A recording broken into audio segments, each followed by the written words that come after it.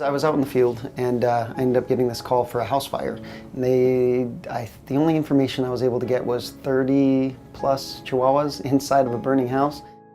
When I pulled up, the streets were just soaked and there were fire trucks everywhere, ambulances everywhere. I don't know what's going on. And I was able to make contact with the dog owner, and luckily some of the dogs had been removed, but there were still multiple dogs in the house and around the house that we had to go and try to find.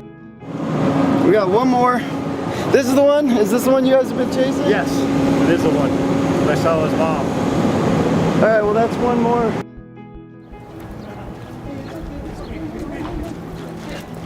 That's okay, just don't worry.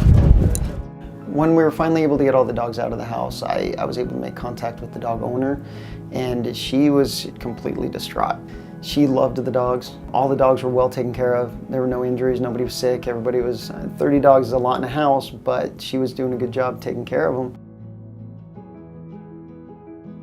In my experience working in field, there are a lot of situations where somebody needs an emergency service. They need someplace or somebody that can just hold on to their animals for a short period of time. I mean, a lot of these people, when they get into a house fire, they get into a situation like that, they got nothing. They end up hospitalized, a car accident, something. I mean, there's multiple different reasons why you're unable to go back home to your pets, or you have no home for your pets. And that's why the emergency service is so important, because it gives us a chance to help these people out. These two were gonna surrender. It's a little girl. I was able to impound all the dogs. She surrendered all the puppies, the young puppies, so they were in our care. And she kind of let me know a list sort of the dogs that she did want back. We put them on emergency service hold and we held on to them until she was able to get herself a little bit more comfortable. With house fires, you don't always see the damage that's happened to these animals. Smoke inhalation, burns that you don't see because it didn't burn the fur, but it burned beneath the skin. So I got all of the dogs back here to the Arizona Humane Society's trauma hospital, and our second chance staff was able to go over all the animals, and they took a look.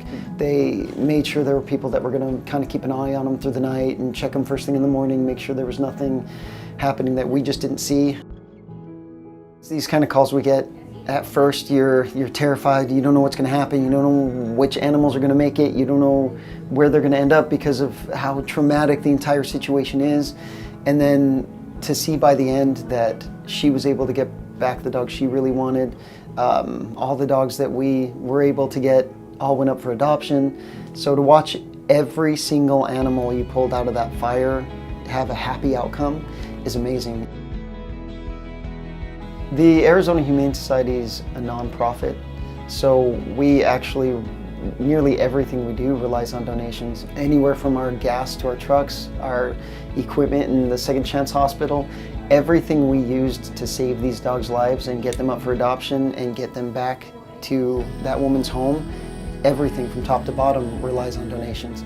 I'm incredibly appreciative for the help that we get, and really for donors giving me the ability to be able to do what I do and save these animals' lives.